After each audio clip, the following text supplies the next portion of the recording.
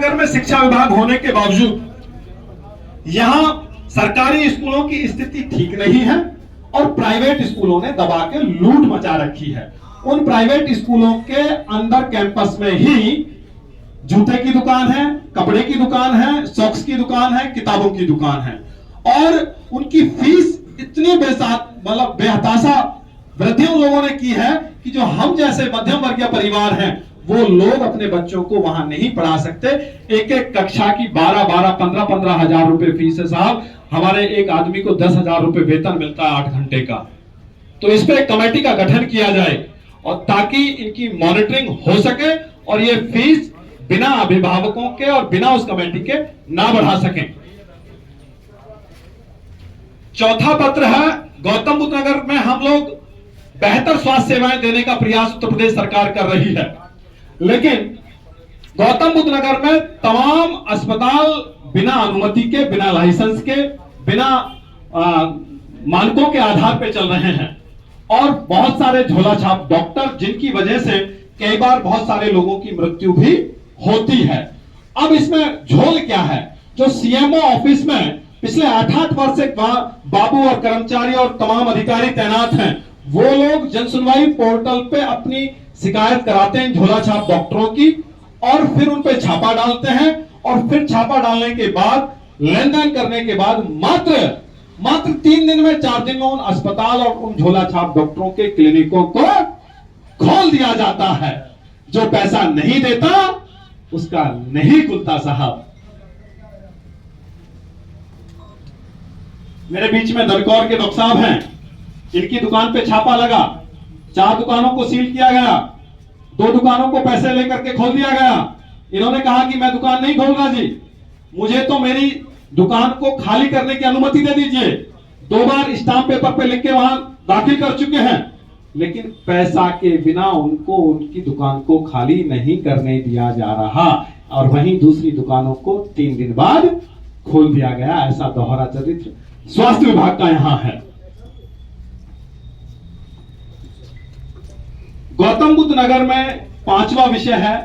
यह विषय थोड़ा सा मुझे कहते में संकोच हो रहा है क्योंकि करप्शन फ्री इंडिया संगठन के लोग स्पष्ट और साफ छवि के लोग हैं, लेकिन एक व्यवस्था है, जब सरकार को शर्म नहीं है और सरकार के अंतर्गत एक व्यवस्था बनी हुई है तो मुझे कहने में भी संकोच नहीं होना चाहिए। गौतम बुद्ध नगर में आबकारी विभाग है और जितनी भी सरकारी शराब की दुकानें हैं, उन शराब की दुकानों पर उत्तर प्रदेश सरकार के निर्धारित मूल्य से 10 और 20 रुपए अधिक लेकर के शराब बेची जाती है और उसमें से तमाम लोगों को भी कमीशन जाता है। जब आबकारी विभाग है तो छापे क्यों नहीं मारता, क्यों कार्रवाई नहीं होती? यह भी देश के लोगों के साथ लूट हो रही है।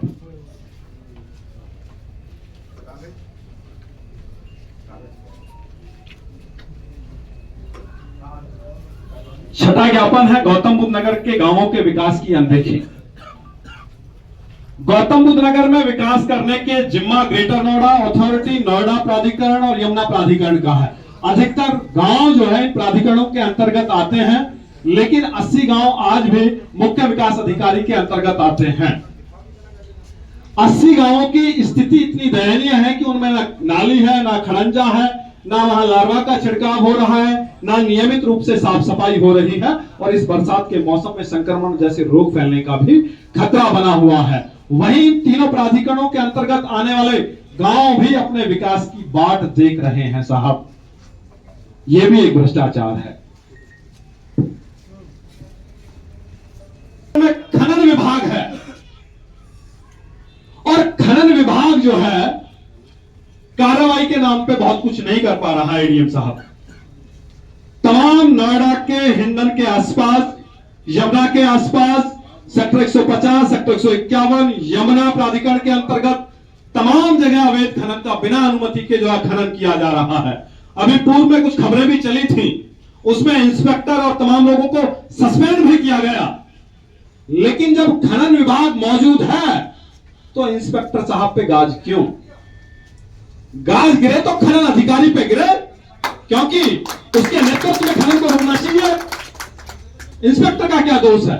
जो नीचे का कर्मचारी है उस कर्मचारी पे कार्रवाई करके जो है इतिश्री कर लिया जाता है साहब।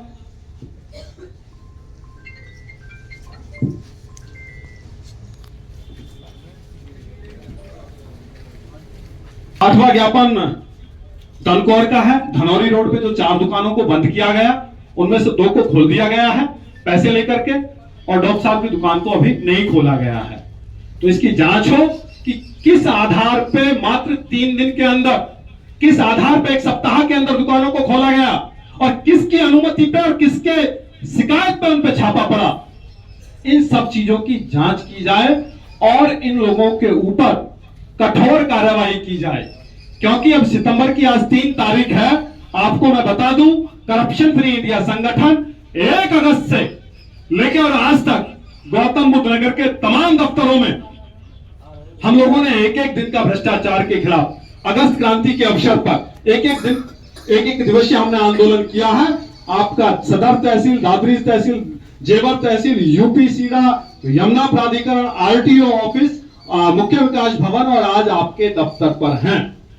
इस मुख्यालय, जिला मुख्यालय में लगभग 30 कार्यालय हैं, और उन 30 कार्यालयों में बैठे हुए जो मुख्य अधिकारी हैं, मैं किसी इंस्पेक्टर की बात नहीं कर रहा हूं, जो उनके मुख्य आयुक्त हैं, उन पे कार्रवाई हो। क्यों? क्योंकि वही सब लोग मुखिया हैं। मुखिया को ही पनिशमेंट मिलना चाहिए साहब। तो इन बातों को लेकर के आए हैं और 15 दिन में इसका असर दिखना चाहिए साहब, अन्यथा हम यहां आंदोलन करेंगे।